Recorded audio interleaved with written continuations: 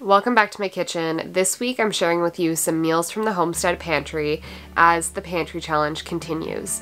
If you're new here, my name's Abby and my husband and I live on a small homestead in BC, Canada, where we grow a garden, keep a laying flock of chickens, honeybees, and raise most of our own meat.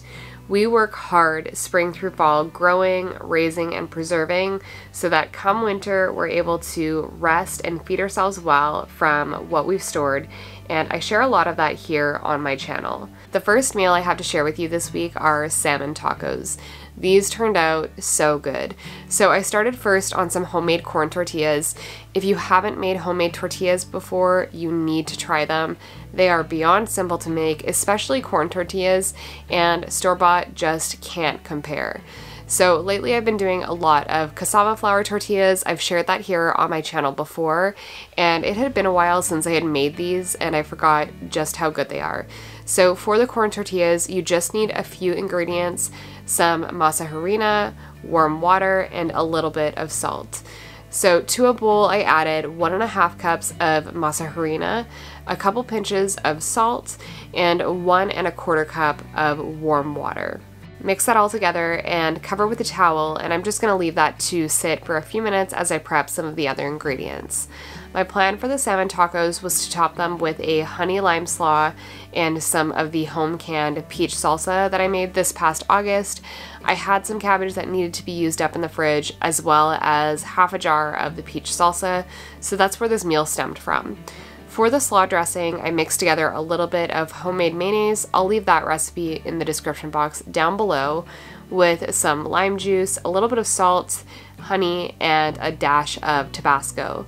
And I just poured that over top the cabbage and got that all mixed up and set it aside. I didn't have any cilantro on hand, but typically I'd add a good handful of that as well.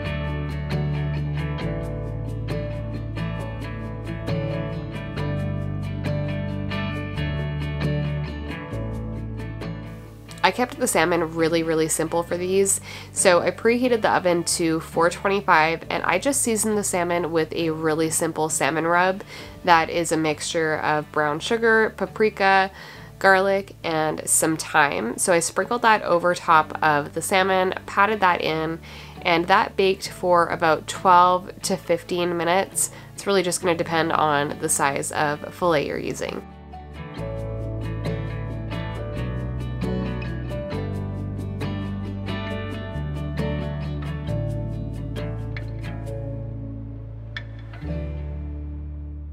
Now that the tortilla dough has rested for a little bit, I have a cast iron skillet over medium heat, and my tortilla press is all ready to go, lined with some parchment paper. I portioned my tortillas with a 2 tablespoon cookie scoop and gently press that down. This takes a little bit of practice, so if the dough isn't peeling away easily, you might need to add a little bit more flour. Then in batches, those are cooking about 45 seconds or so per side.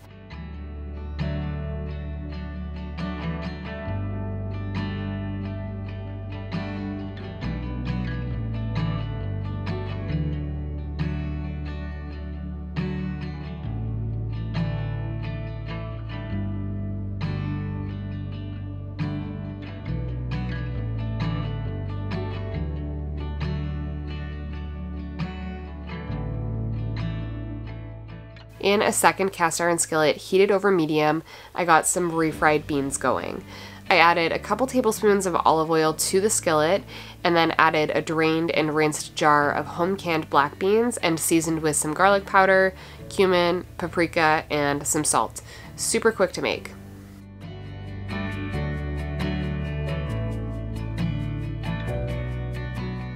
These turned out so good. To assemble the tacos, I added a bit of the salmon to the corn tortillas, topped that with some of the honey lime slaw, our home canned peach salsa, and had that with some refried black beans on the side.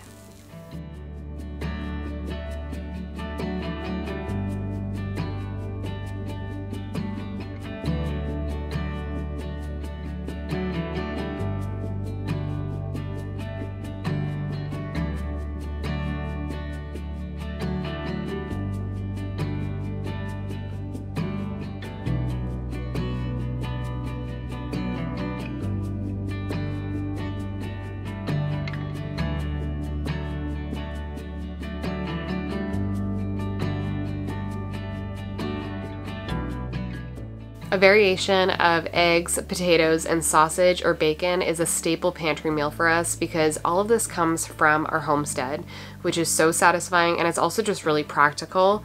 These maple sage sausage patties are my favorite, and I love making up a big batch that we can eat off for several days. So to a bowl, I added a pound of ground pork, and I seasoned that with a little bit of salt, garlic powder, some paprika, and ground sage, as well as a couple tablespoons of pure maple syrup.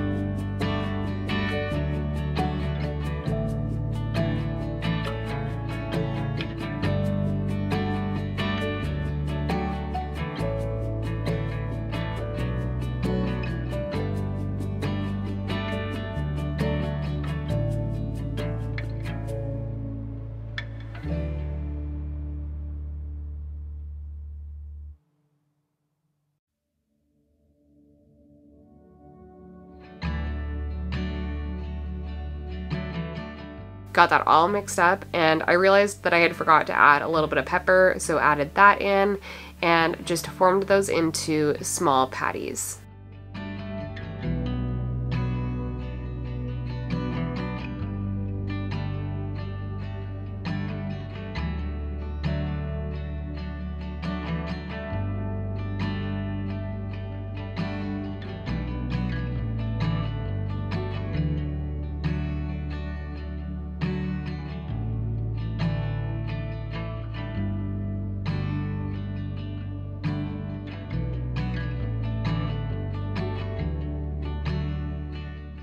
Now, I'm trying to be diligent about using up the small potatoes we have from the garden because these are going to sprout long before the larger ones.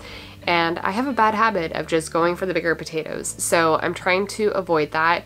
And for something like this where I don't need or want to peel them, it is a great way to use up the smaller ones.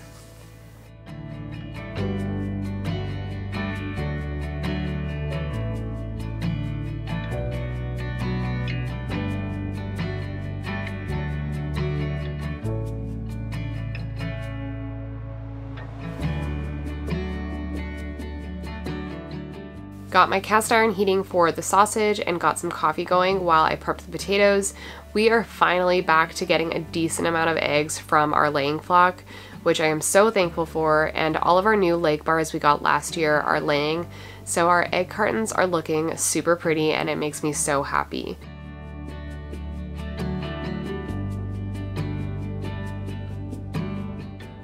Once my cast iron was nice and hot, I added a little bit of bacon grease and added the sausage, cooked till golden on one side, and then flipped to finish them off. We put a lot of time, money, and care into raising our pigs. We know that they eat well, they've got a good amount of space, and they enjoy lots of garden scraps. And with that, we know the end product is quality. And so I'm not about to let any bit of that go to waste, so we keep all that bacon fat to cook with, and I've got lots of fat in the freezer that needs to be rendered. Anyone that heard me talk about how excited I was to raise pigs probably was told that I'm just about as excited for the lard as I am for the meat, and that's just the truth.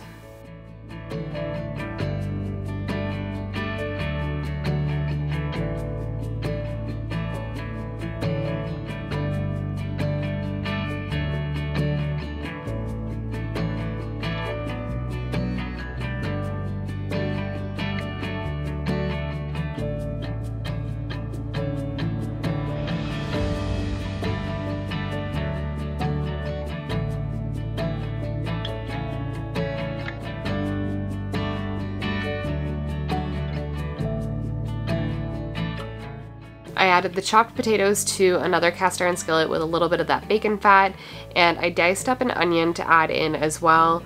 I also ended up adding in a handful of frozen diced peppers that I had from the garden.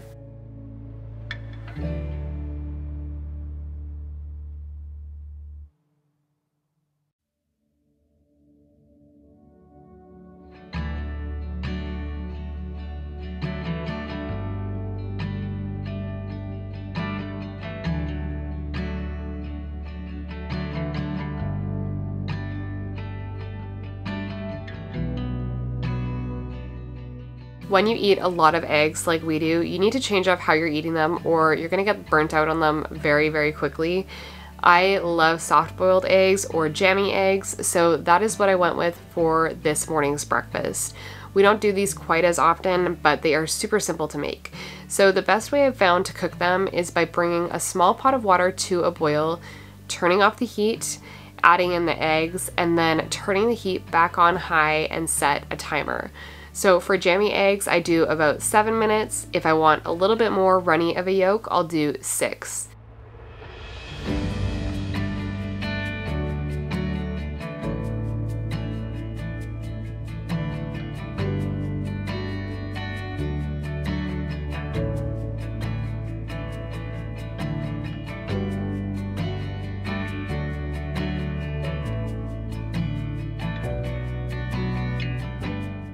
Once the time is up, I add them to a bowl of cold water with the tap running, turn it off, and then let them sit for maybe 30 seconds or so. I don't want the eggs to fully cool down because I want them to be warm for our breakfast bowls. I just want them to kind of slow down that cooking process. Serve the potatoes with a couple maple sage sausage patties, a couple of the jammy eggs, and you've got a protein-packed breakfast almost entirely grown or raised right here.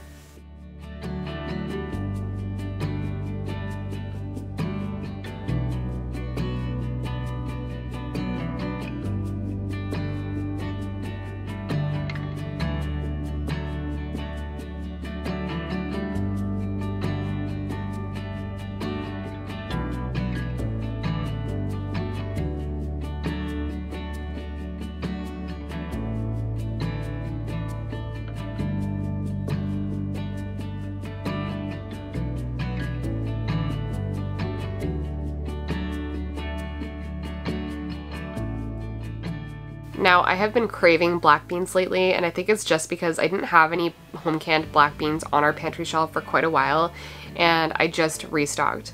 With that, and it being soup season, a batch of black bean soup was in order. So I got my Dutch oven heating over medium-low, and I got my veggies all chopped up. I had a bunch of peeled and chopped carrot sticks in the fridge that I had prepped, and I needed to get those used up. So I made use of those as well as a yellow onion.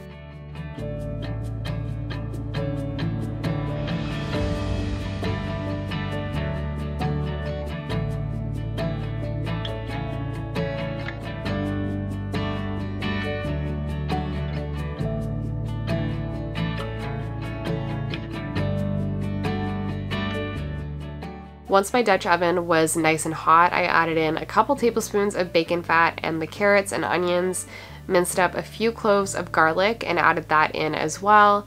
While those were sauteing for a few minutes, I got 4 jars of home canned black beans drained and rinsed so that they were ready to go.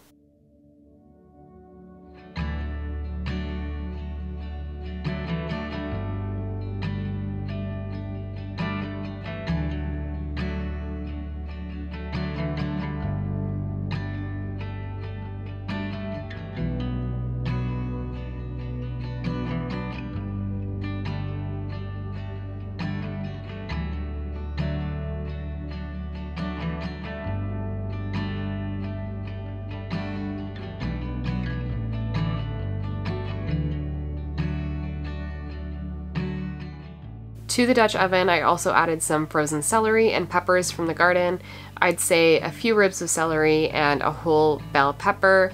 Let that continue to cook for a few minutes, and I seasoned all of that with some salt, a tablespoon or so of cumin, and about a half teaspoon of dried oregano and some pepper.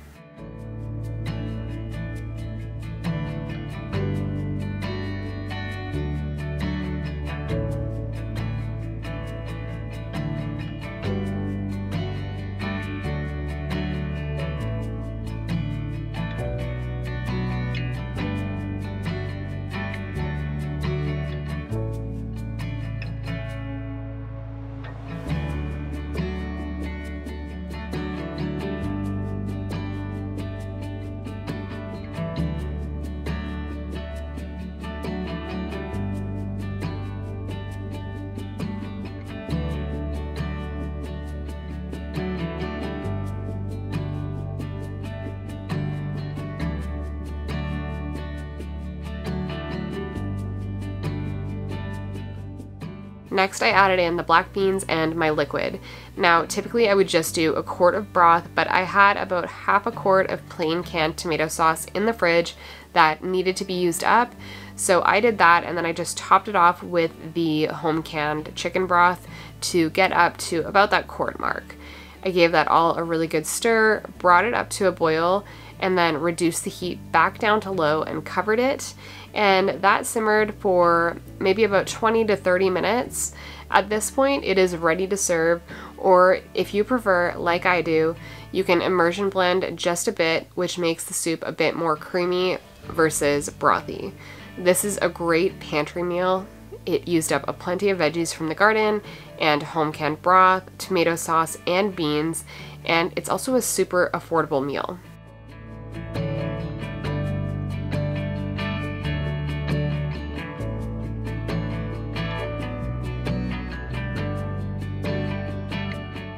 This makes for great leftovers, so it became lunches, and I also froze some to pull for a quick meal on a busy night.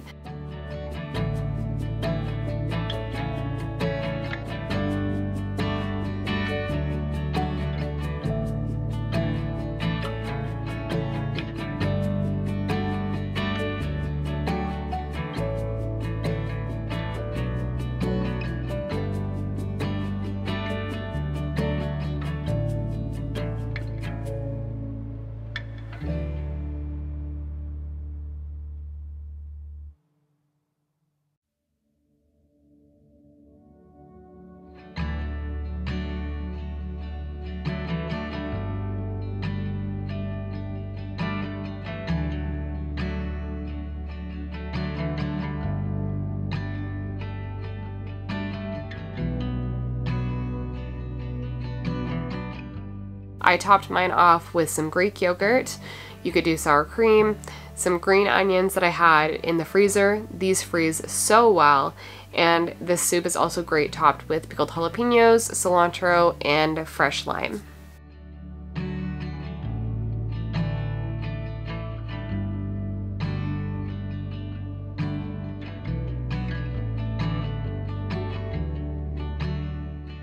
Chicken pot pie is the ultimate cozy winter meal, but making it in a skillet and then topping it with biscuits is a lot faster, so that's what I'm doing today.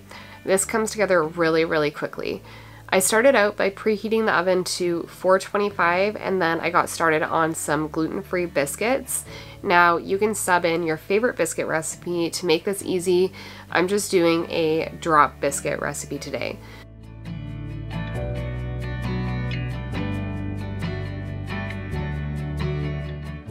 So these are made with a mix of oat flour and almond flour, but you can do entirely with oat flour as well.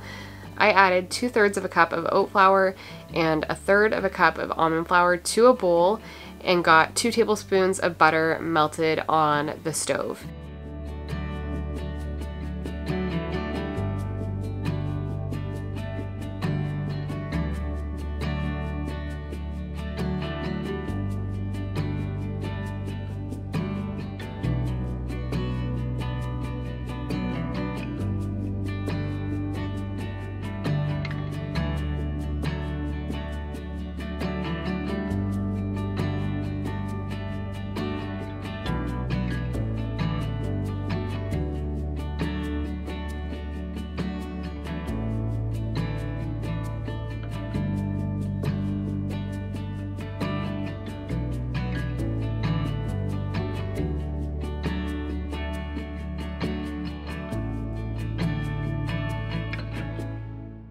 To the dry ingredients, I added 2 teaspoons of baking powder, a 1/2 teaspoon of garlic powder, and about 1/2 teaspoon of dried parsley, and maybe a 1/4 teaspoon or so of paprika.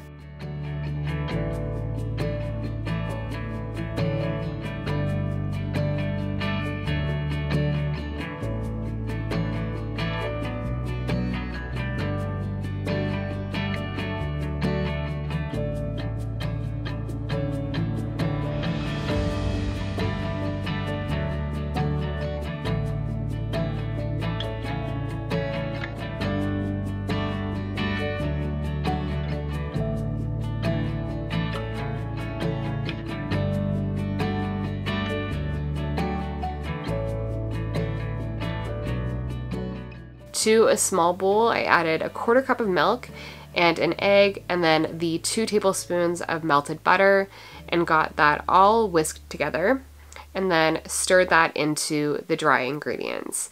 If you want to do this entirely with oat flour, just do a full cup of the oat flour, leave out the almond flour, and bump up the milk to 1/3 of a cup.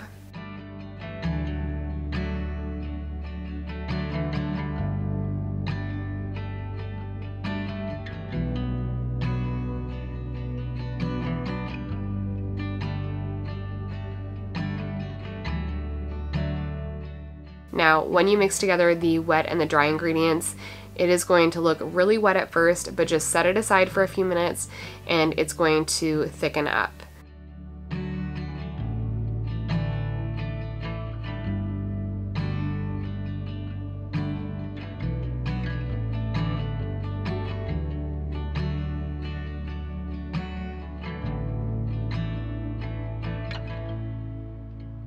Then I got started on the pot pie filling. Again, I had a bunch of prepped peeled and chopped carrot sticks to use up in the fridge, so I'm using those as well as a yellow onion, getting all of that chopped up. And I got my cast iron skillet heating over medium-low with a couple tablespoons of butter, and then added in those carrots and onions.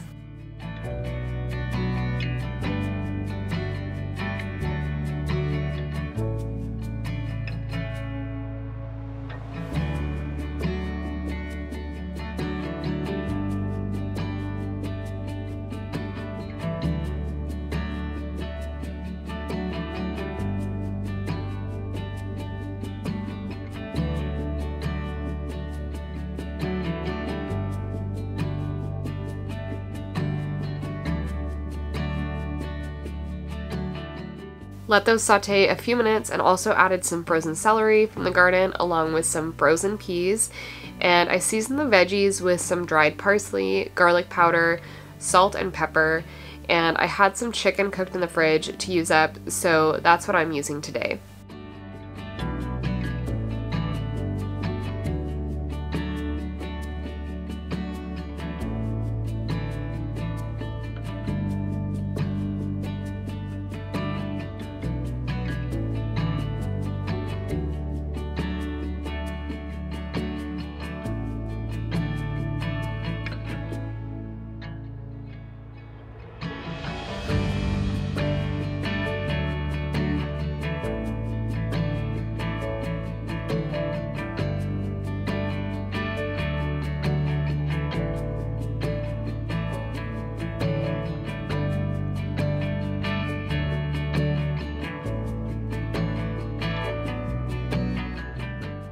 Next, I added in a couple tablespoons of a gluten-free flour blend.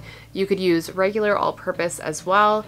Stirred that around for a few minutes, then added in some chicken broth. You'll see the sauce will start to thicken up here.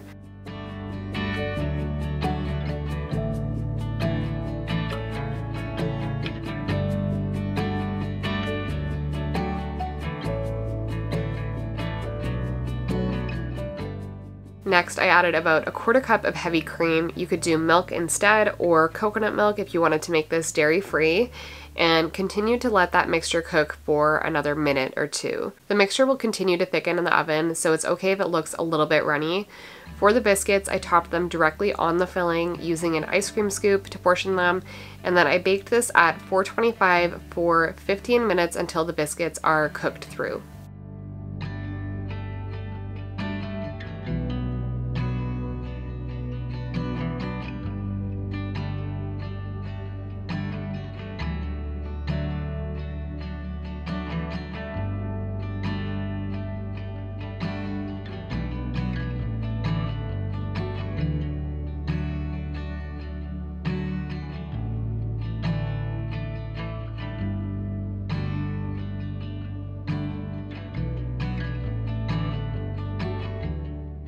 Thank you for joining me as I share a few pantry meals from this past week. If you're new here, I share a new video each week, typically cooking or preserving here in our homestead kitchen, or just the current happenings here on our small homestead. Thank you so much for watching, and I'll see you in the next video.